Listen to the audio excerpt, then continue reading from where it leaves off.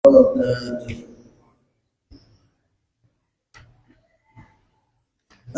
لله على إحسانه والشكر له على توفيقه وامتنانه، وأشهد أن لا إله إلا الله وحده لا شريك له تعظيما لشأنه، وأشهد أن نبينا محمدا عبده ورسوله الداعي إلى رضوانه.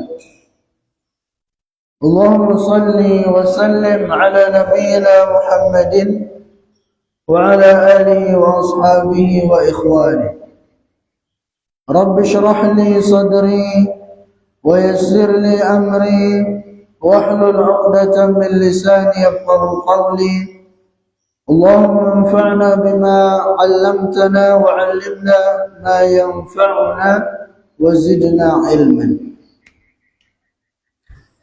Para jemaah yang mudah-mudahan dimuliakan dan dirahmati oleh Allah Azza wa Jalla, puji dan syukur senantiasa kita haturkan kepada Allah Subhanahu wa Ta'ala atas segala limpahan nikmat dan karunia yang telah diberikan olehnya,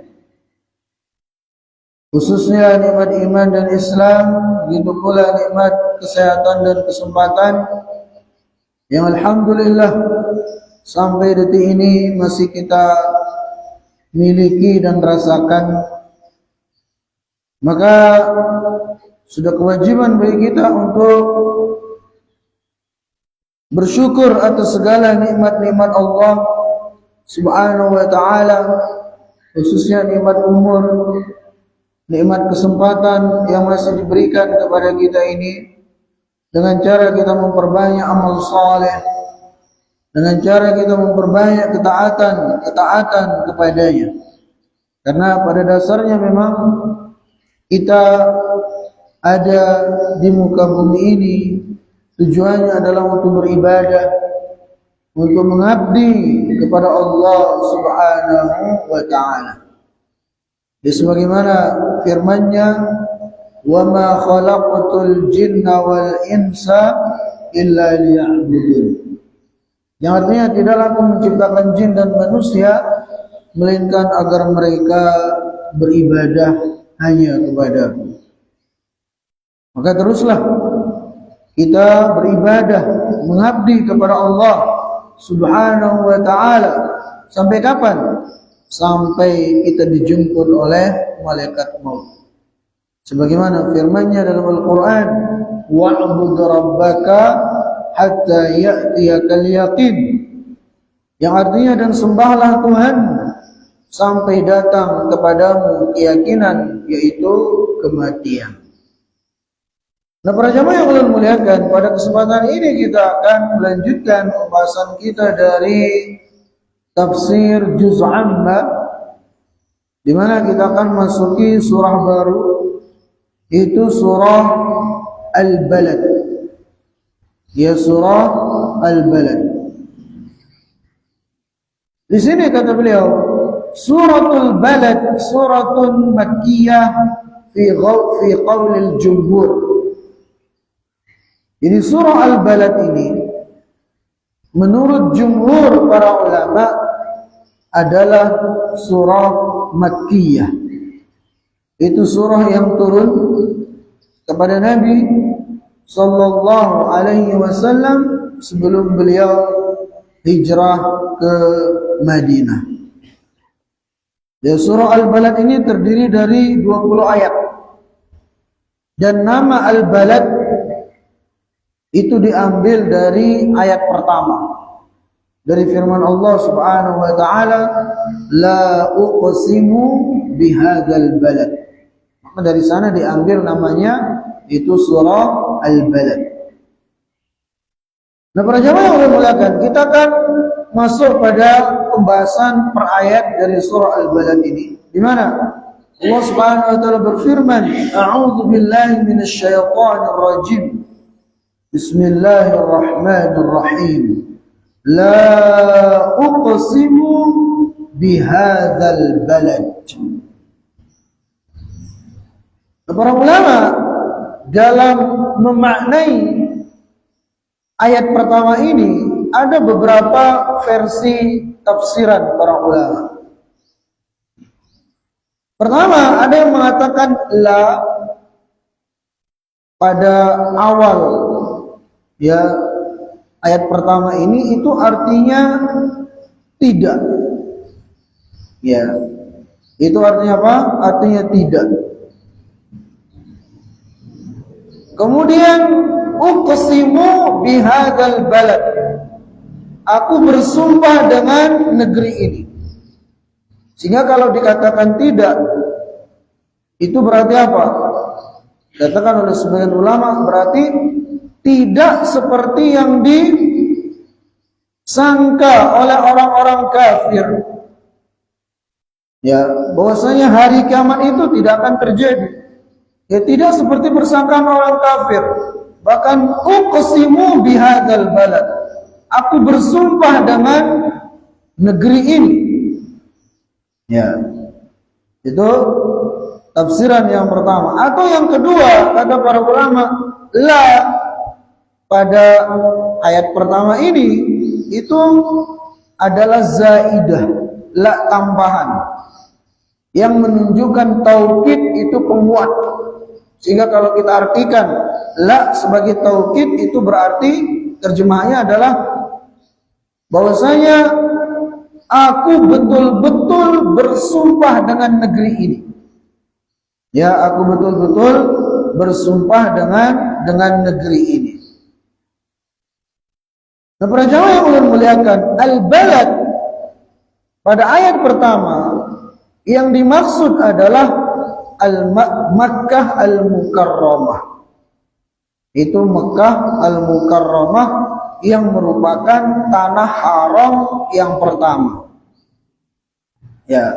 Nah, ketika Allah Subhanahu wa taala bersumpah dengan al-balad, itu Makkah al-Mukarramah, ini menunjukkan mulianya kota Makkah tersebut. Ya, mulianya kota Makkah. Dan dalam surah yang lain juga Allah bersumpah, seperti dalam surah At-Tin yang sudah kita bahas dulu. Ya, wat-tini waz-zaitun wa turi sinin wa hadzal baladil amin, dan demi negeri yang aman ini, maksudnya adalah Makkah al-Mukarramah. Jadi Makkah adalah negeri atau kota yang merupakan tanah haram yang pertama. Tanah haram yang kedua adalah apa? Kota Madinah.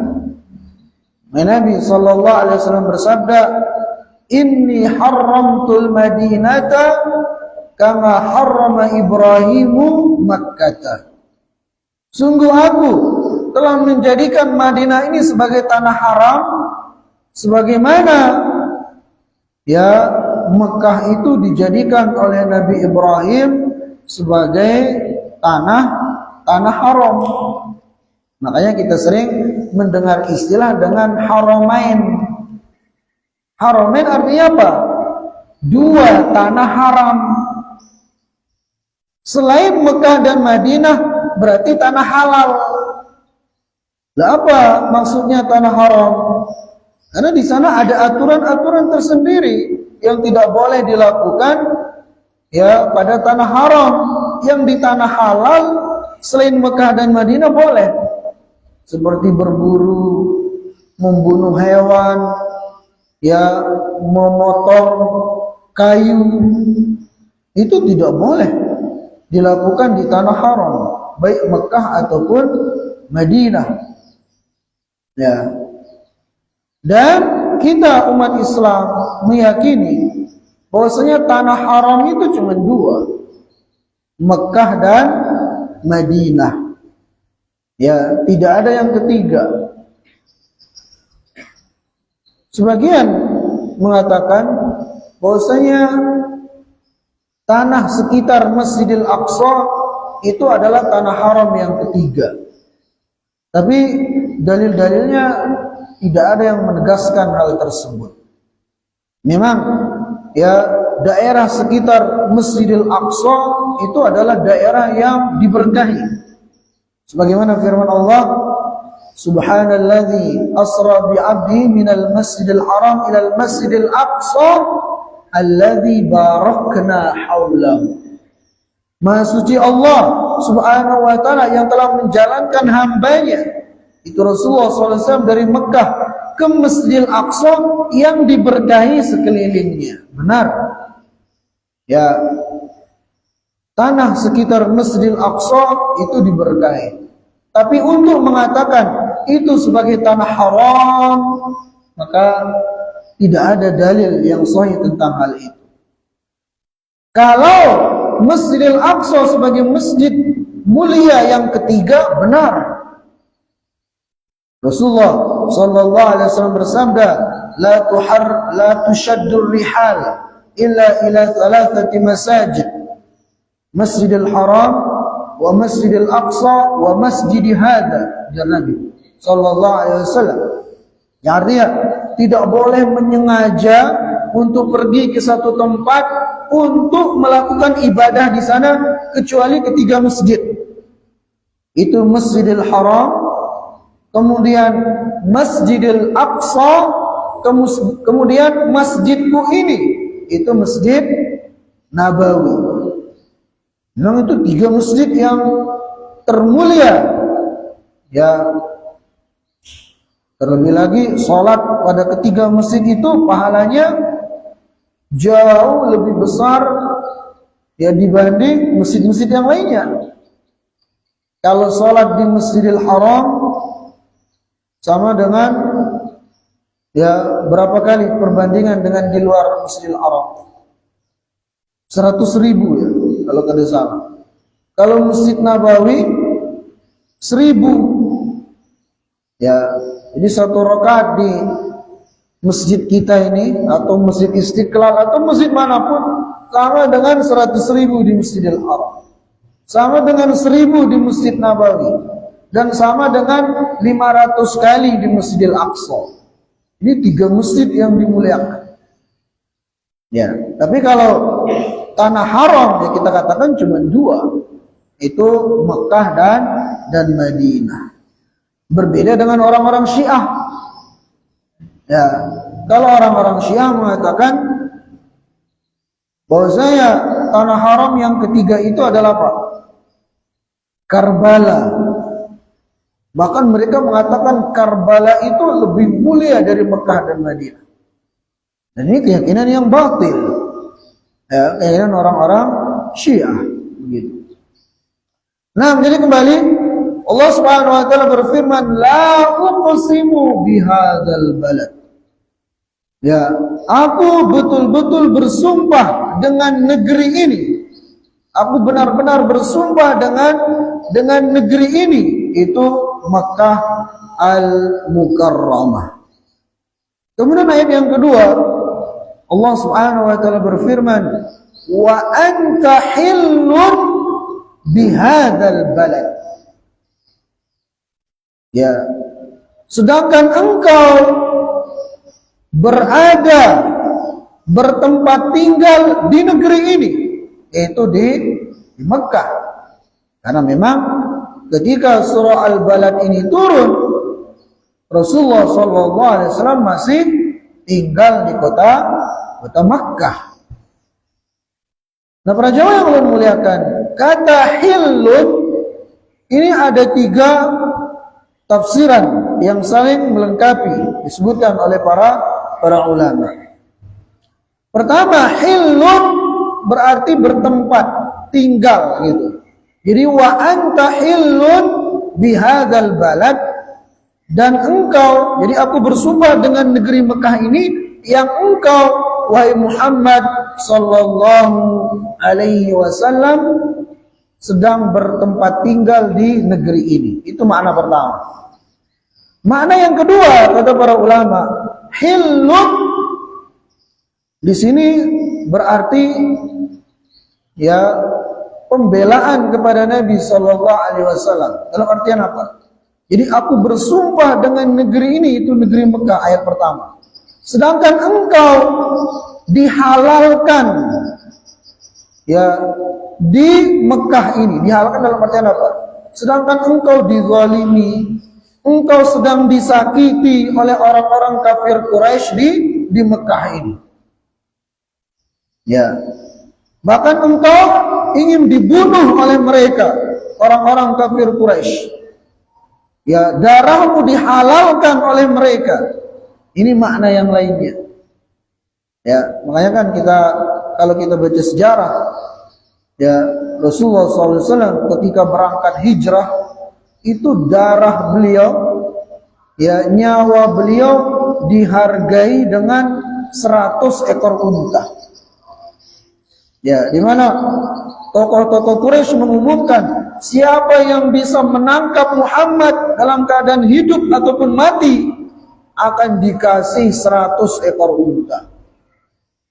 Ya, jadi Rasulullah SAW hilun, dihalalkan darah beliau di negeri Mekah itu. Ya, itu makna yang kedua. Makna yang ketiga, kata para ulama, wa anta hilun bihadzal balad. Jadi la uqsimu bihadzal balad. Aku bersumpah dengan negeri ini. Itu tatkala engkau nanti diberikan waktu untuk dijadikan kota Mekah ini halal bagimu untuk memerangi orang-orang kafir Quraisy di dalamnya. Ya, kita tahu, tadi kita katakan Mekah adalah tanah haram. Salah satu, ya, konsekuensi Mekah itu sebagai tanah haram, bahwasanya di Mekah itu tidak boleh terjadi peperangan, tidak boleh terjadi pertumpahan darah. Ya, Mekah dan Madinah, makanya dinamai dengan tanah haram.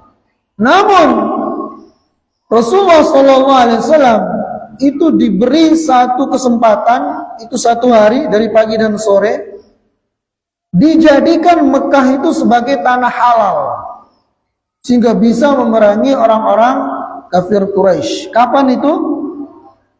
Ketika terjadi Fathu Makkah. Ya, pada tahun ke-10 Hijriyah, 10 tahun setelah Nabi SAW hijrah ke Madinah, setelah Rasulullah SAW memiliki negara, memiliki kekuatan, ya, dan pada saat itu, padahal sudah terjadi gencatan senjata dengan orang-orang kafir Quraisy selama 10 tahun, tidak akan saling menyerang, ya, tapi ternyata orang-orang kafir Quraisy mengingkari janjinya, itu janji yang ada pada Sulhul Hudaybiyah. Maka kemudian Nabi SAW mengumpulkan 10.000 pasukan menyerang kota Mekah. Pada saat itu penduduk Mekah nggak bisa berbuat apa-apa. Nah, di saat itulah dari pagi sampai sore hari Allah Subhanahu wa taala menjadikan Mekah itu sementara sebagai kota yang halal. Ya, itu yang berarti ini wa anta hillun bihadzal balad. Sehingga dengan leluasa Nabi SAW bisa menguasai kota Makkah. Ya, nah, jadi itulah dia 3 makna dari kata hillun. Jadi wa anta hillun bihadzal balad. Kemudian ayat yang ketiga, Allah Subhanahu wa taala berfirman, wa walidin wa ma walad. Ya, wa walidin wa ma walad. Ini juga isinya sumpah. Walid artinya bapak. Ya, walad artinya anak. Jadi wa walidin wa ma walad. Dan aku bersumpah demi bapak dan anak. Aku bersumpah demi bapak dan yang diperanakkan. Ya, itu anak-anak dari bapak tersebut. Nah, di sini ada beberapa versi juga, ya, tafsiran dari para ulama. Ada yang mengatakan wa walidi wa mawalad, maksudnya adalah walid itu berarti Nabi Adam alaihissalam. Sedangkan wa mawalad itu berarti seluruh keturunan anak Adam. Sehingga kalau kita tafsirkan dengan ini, maka artinya Allah bersumpah dengan Nabi Adam dan seluruh keturunannya. Ya, karena walid Nabi Adam, wa ma walad itu anak keturunannya, begitu. Makna yang kedua, kata sebagian para ulama, walid wa ma walad itu maksudnya adalah Nabi Ibrahim dan anaknya Ismail alaihissalam. Ya, karena beliau berdua inilah yang erat hubungannya dengan kota Mekah, khususnya dengan pembangunan Ka'bah, ya kan? Kan kota Mekah itu berawal dari Nabi Ibrahim alaihissalam diperintahkan untuk mengasingkan istri dan anaknya Ismail di sebuah padang pasir yang tidak ada pohon, tidak ada apa-apanya, atas perintah dari Allah. Lalu kemudian, ya, waktu itu Hajar dan anak beliau Ismail alaihissalam ditempatkan di padang pasir tersebut dengan bekal seadanya, sehingga kemudian dari sanalah kita kenal ada air Zam-Zam. Dengan adanya air Zam-Zam kemudian banyak orang berdatangan, jadilah ya negeri itu kemudian sebagai negeri Mekah pada akhirnya. Kemudian Nabi Ibrahim dengan bantuan anaknya Ismail membangun atau meninggikan Ka'bah. Maka sebagian ahli tafsir mengatakan wa walidi wa mawalad, maksudnya adalah Allah bersumpah dengan Nabi Ibrahim dan anaknya Ismail alaihissalam. Ada yang mengatakan wa walidi wa mawalad maksudnya umum. Allah bersumpah dengan setiap bapak dan anaknya siapapun itu. Jadi ini tidak ada kontradiksi antara ini semua. Ya. Jadi bisa ditafsirkan dengan itu semua. Kemudian selanjutnya para jamaah yang mudah-mudahan dimuliakan dan dirahmati oleh Allah Azza wa Jalla.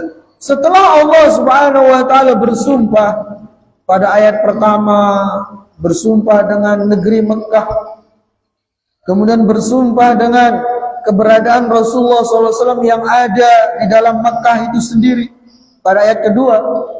Kemudian pada ayat ketiga Allah Subhanahu wa taala bersumpah ya dengan Nabi Adam dan keturunannya atau ya bapak dan anaknya. Apa tujuan dari sumpah ini? Ya, apa isi dari ketiga sumpah ini? Jawabannya ada pada ayat keempat ini. Itu laqad khalaqnal insana fi kabad. Jadi Allah Subhanahu wa taala bersumpah dengan ketiga sumpah itu untuk menegaskan, untuk menguatkan laqad khalaqnal insana fi kabad. Sesungguhnya kami telah menciptakan manusia itu dalam kabad. Ya, kabad itu artinya dalam kondisi susah payah. Ya, dalam kondisi susah payah. Nah, disebutkan oleh Imam Al-Qurtubi rahimahullahu taala ya dalam menafsirkan ayat ini belum menyebutkan bagaimana manusia itu sejak dari lahir ya itu berada dalam kesusahan, kepayahan demi kepayahan. Ya, kita paham sendiri. Ya anak, ya ketika lahir itu kan sakitnya, uyuhnya begitu dahsyat, baik bagi sang ibu begitu pula bagi sang bayi. Bagaimana dikeluarkan dari jalan rahim tersebut hingga keluar ya dalam kondisi menangis. Ya udah itu kadang ya mau minum ASI, kadang belum ada ASI orang tuanya. Maka dalam kondisi payah lagi. Ya. Kemudian ketika tumbuh misalnya giginya kadang terasa meriang, demam dan seterusnya. Kemudian nanti ada khitan. Ya kemudian ketika besar ada ujian lagi sana sini, cari nafkah, cari ini. Belum lagi ujian ini, ujian itu. Seperti inilah kondisi di dunia ini. Kita diciptakan dalam kondisi kabad, dalam kondisi susah payah. Ya, bahkan sampai akhirat nanti. Ya, di kuburan, di sana ada ujian, ada fitnah kubur. Ya, nanti ketika dibangkitkan, ya, kita di padang mahsyar, matahari didekatkan.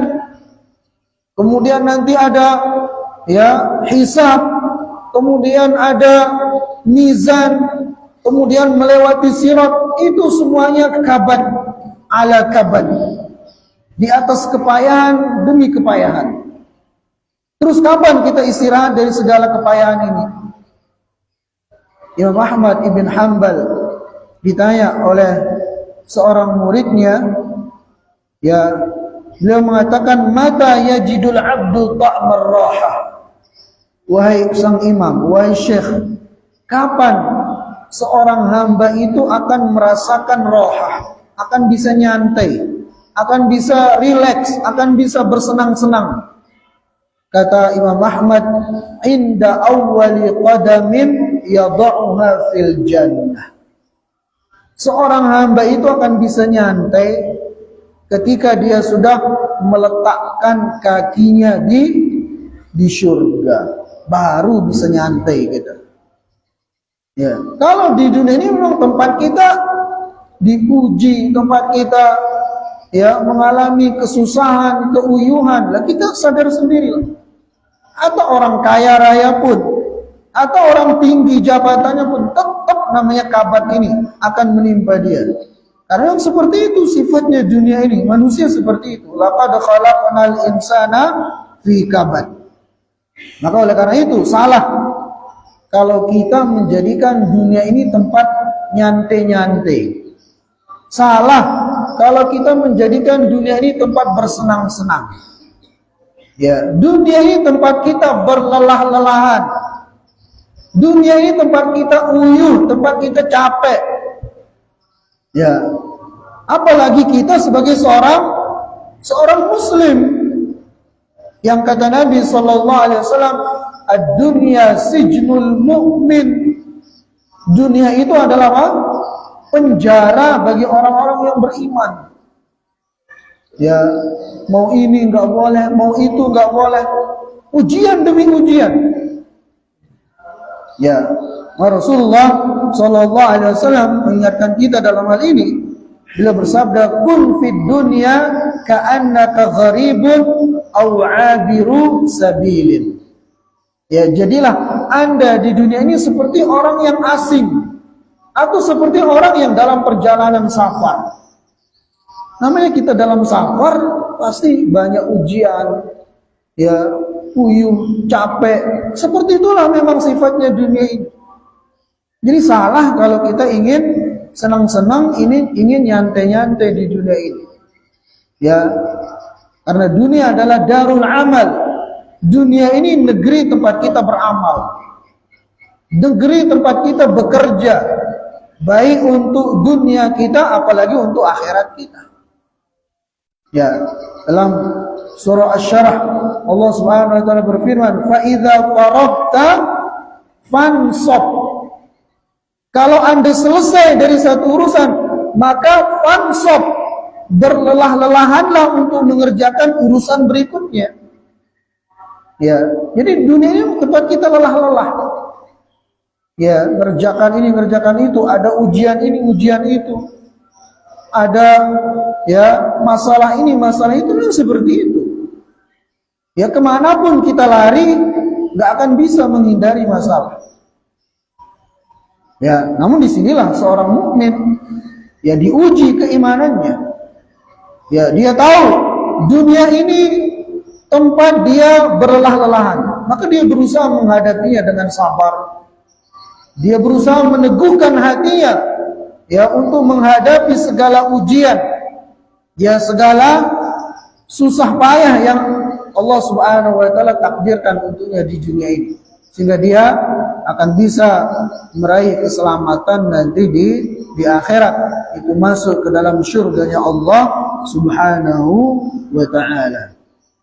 Nah, kemudian para jamaah yang mudah-mudahan dimuliakan dan dirahmati oleh Allah Azza wa Jalla, para ulama menyebutkan dari ayat laqad khalaqnal insana fi kabad. Sungguh kami telah menciptakan manusia dalam kondisi susah payah.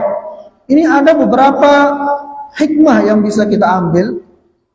Yang pertama, kata mereka, sebagian para ulama, menunjukkan bahwasanya kita di dunia ini ada Tuhan, ada Allah Subhanahu, menunjukkan bahwasanya kita di dunia ini ada Tuhan, itu Allah Subhanahu wa taala yang mengatur kita. Sehingga kita tidak bisa di dunia ini untuk milih sendiri. Sehingga di dunia ini kita banyak tertimpa kesusahan, keuyuhan dan seterusnya.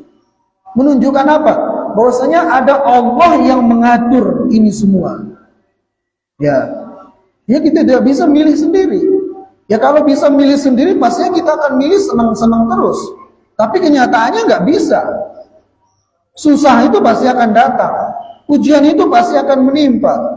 Nah ini meyakinkan kepada kita bahwasanya kita manusia ini ada yang mengatur kita.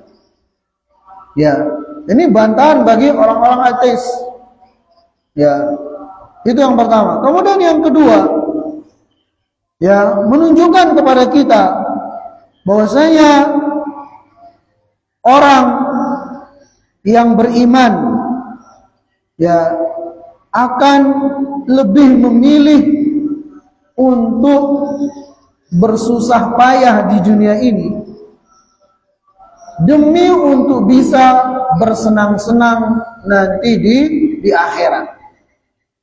Ya, akan lebih memilih untuk bersusah payah beramal di dunia ini ya supaya kemudian bisa istirahat, bisa bersenang-senang nanti di akhirat, itu di surganya Allah Subhanahu wa taala. Maka jangan sampai kemudian kita lebih memilih untuk bersenang-senang di dunia ini, dalam artian semua maunya mengerjakan maksiat ini, maksiat itu, dosa ini, dosa itu, sehingga pada akhirnya susah selama-lamanya nanti di akhirat, itu di neraka. Ya.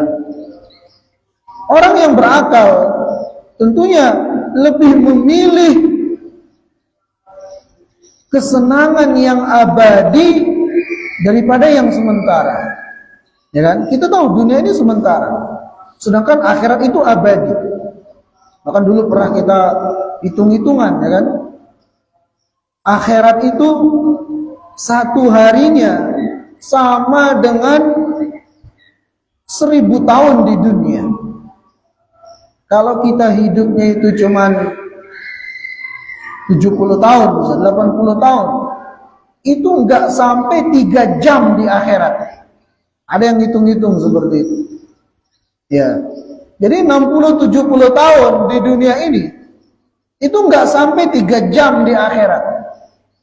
Nah, kalau kita menyadari seperti ini, kenapa kita enggak sabar saja di dunia ini?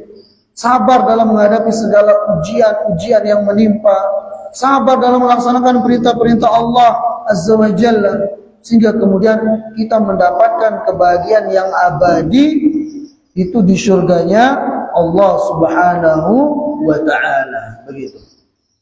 Nah, jadi para jamaah yang mudah-mudahan dimuliakan dan dirahmati oleh Allah Azza wa Jalla, jadi itu diantara pelajaran yang bisa kita petik dari ayat laqad khalaqnal insana fi kabad. Sesungguhnya kami telah menciptakan manusia di atas kondisi susah payah. Kemudian selanjutnya Allah Subhanahu wa taala berfirman, ayahsabu an lan yaqdira alaihi ahad. Yang artinya, apakah manusia itu mengira bahwasanya tidak ada sesuatu yang berkuasa atasnya? Yaitu khususnya manusia-manusia yang sombong. Dalam hal ini lebih dihususkan kepada orang-orang kafir Quraisy. Itu ketika mereka yang mengganggu, bahkan menyiksa para sahabat ridwanullah taala alaihim jami'an, bahkan Rasulullah sallallahu alaihi wasallam Ayahsabu an la yaqdiru alaihi ahad. Apakah manusia itu mengira bahwasanya tidak ada sesuatu, tidak ada seorang pun yang berkuasa atas mereka? Yaqulu ahlaktu malal lubada. Itu ketika mereka manusia itu mengatakan apa? Ahlaktu malal lubada. Aku telah menghabiskan harta yang banyak. Untuk apa dia mengatakan? Untuk kesombongan. Ya, karena dia punya harta banyak, dia mengatakan saya sudah menghabiskan harta sekian banyak, menghabiskan harta sekian banyak untuk berfoya-foya, untuk bersenang-senang di dunia ini, untuk jalan-jalan sana sini, untuk memenuhi semua hasrat syahwatnya. Dia berbangga-bangga dengan itu semua. Ya, laqad yaqulu ahlaktu malal lubada. Jadi dia berbangga-bangga, manusia itu sombong tatkala dia menggunakan banyak hartanya dalam hal-hal yang tidak diridhoi oleh Allah Subhanahu wa taala. Padahal ayahsabu an lam yarahu ahad. Ya, apakah manusia yang sombong, yang congkak, yang angkuh, yang menzalimi orang-orang yang beriman, mereka yang sombong dengan harta bendanya, ya, yang sombong dengan jabatannya, yang menggunakan hartanya untuk bermaksiat, berfoya-foya, untuk melampiaskan syahwatnya, ayahsabu an lam yarahu ahad. Apakah dia mengira bahwasanya tidak ada seorang pun yang melihat apa yang dia lakukan? Nah, ini peringatan dari Allah Subhanahu wa taala kepada kita. Ya, bahwasanya ketahuilah setiap apa yang kita perbuat di dunia ini ada yang melihat kita. Dialah Allah Subhanahu wa taala yang tidak tersembunyi darinya apapun yang kita lakukan. Jangankan perbuatan kita, apa yang terlintas dalam pikiran kita, dalam hati kita, itu semua Allah Subhanahu wa taala mengetahuinya. Ya, dan kita akan dimintai pertanggungjawaban nanti di hari kiamat. Jadi ayahsabu an lam yarahu ahad. Apakah manusia itu mengira tidak ada seorang pun yang melihat dia ketika dia bermaksiat? Ya, ketika dia bersikap angkuh, congkak, menzalimi orang-orang beriman dan seterusnya.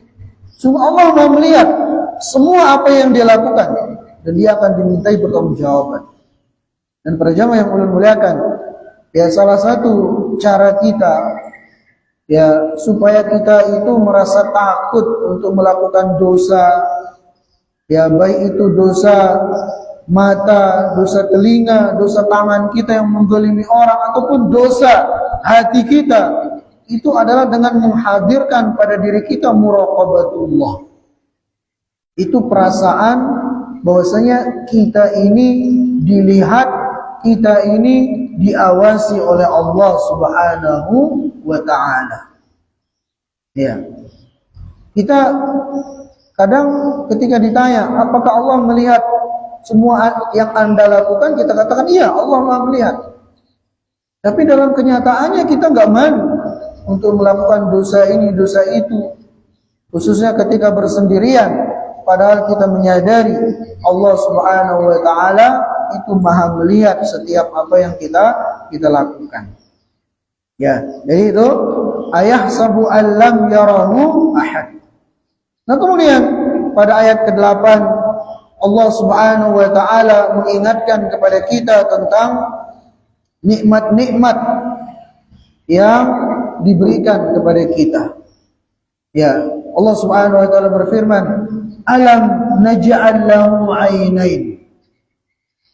Bukankah kami telah menjadikan bagi manusia itu dua mata yang dengannya dia melihat? Di mana dua mata ini adalah nikmat yang luar biasa. Ya, alam naj'al lahu 'ainain. Bukankah kami telah menjadikan bagi manusia dua mata? Wa lisanan wa syafatain. Kemudian juga kami jadikan bagi manusia lisan, lidah. yang dengannya dia berbicara, yang dengannya dia mengungkapkan isi hatinya, isi pikirannya, ide-idenya, dia ungkapkan dengan lisannya. Ya, wasyafatain, begitu pula dua bibir kami ciptakan untuk manusia. Ini Allah ingatkan kepada kita nikmat-nikmatnya supaya kemudian kita bersyukur kepadanya, agar kemudian kita menyembah Allah Subhanahu wa taala satu-satunya. Nah, para jamaah yang Allah muliakan, insyaallah kita akan lanjutkan surah Al-Balad ini pada kesempatan yang akan datang. Kita cukupkan. Subhanakallahumma wa bihamdika asyhadu an la ilaha illa anta astaghfiruka wa atubu ilaik. Wassalamu alaikum warahmatullahi wabarakatuh.